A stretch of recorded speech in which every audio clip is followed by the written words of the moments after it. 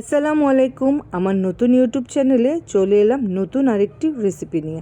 আজকে দেখাবো দেশীয় পালা মোরগ রান্না। তো চলুন, এক রকমের চিকেন রান্না আর কতই বা খাওয়া যায়। শুধুমাত্র একটু রান্নার ধরন পাল্টে এভাবে চিকেন রান্না করে খেয়ে দেখবেন, স্বাদ কিন্তু মুখে লেগে থাকার মতো। আমার বাসায় সবাই চিকেন খেতে অনেক পছন্দ করে, সেজন্যই আমি নানানভাবে রান্না করে থাকি। তার মধ্যে এই রেসিপিটি অনেকটা বেশি প্রিয়। তো চলুন, এই মজাদার চিকেন রান্না করতে কি কি লাগবে দেখে নেই। রেগুলার কাট করে আমি এভাবে ধুয়ে মশলা মাখিয়ে তারপরে এখন একবারে কষিয়ে দিচ্ছি।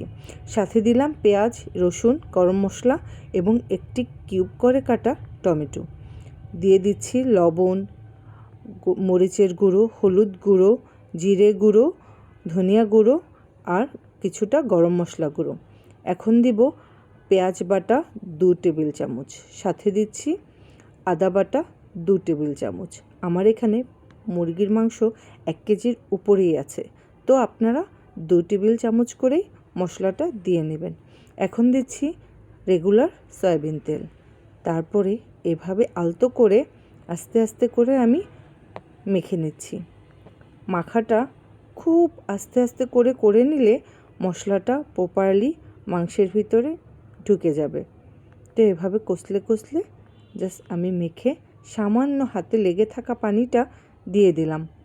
তো এভাবে দিয়ে আমি ঢাকনা দিয়ে কিছু সময়ের জন্য কষাতে দিয়ে দিব। এখন মাংসটা জাল বাড়িয়ে দিয়ে আমি বেশ খানিকটা সময় নিয়ে কষিয়ে নিলাম। কি সুন্দর একটি কালার এবং কত সুন্দরভাবে কষানো হয়ে এসছে। এভাবে বেশ কিছু সময় নিয়ে আমি কষিয়ে নেব।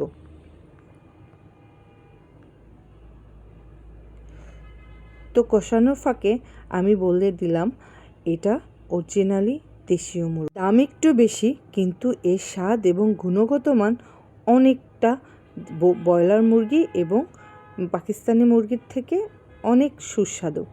তো আমার বাসায় প্রায় সময় এই মুরগিটা নিয়ে আসি আমি, এনে এভাবে মজা করে বিভিন্ন রেসিপি করে আমি আমার বাচ্চা এবং পরিবার সবাইকে এভাবে রান্না করে দিয়ে থাকি।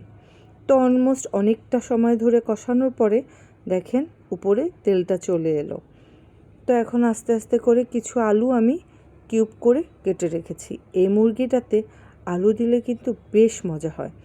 তো কষানোর পরে এখন অনেকখানি পানি দিয়ে আমি বেশ কিছু সময় ধরে আস্তে আস্তে করে জাল বাড়িয়ে আমি এটা রান্না করে নিচ্ছি। প্রপারলি ওয়েতে সিদ্ধ না হওয়া পর্যন্ত আমি এটাকে রান্না করেই যাব। তো আমি ওয়েট করছি এটা সিদ্ধ হওয়ার জন্য। এখন দিয়ে দিলাম যে কিউব করে কেটে রাখা আলুগুলো।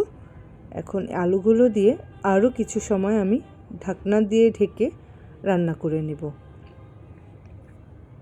এভাবে একটু নেড়ে চেড়ে দিলাম এবং রান্নাটা হবে আলুটা সিদ্ধ না হওয়া পর্যন্ত। আমি আরও কিছু সময় ধরে এভাবে নেড়ে চেড়ে কিছু কাঁচামরিচ দিয়ে আরেকটু পানি বাড়িয়ে আমি ঢাকনা দিয়ে ঢেকে রেখে রান্না করে নেব। এভাবে দেশীয় মুরগি রান্না করে খেয়ে দেখবেন কত মজাদার এবং সুস্বাদু হয়। ভিডিওটি ভালো লেগে থাকলে আমার এই ভিডিওতে লাইক, কমেন্ট এবং সাবস্ক্রাইব করতে অবশ্যই ভুলবেন না।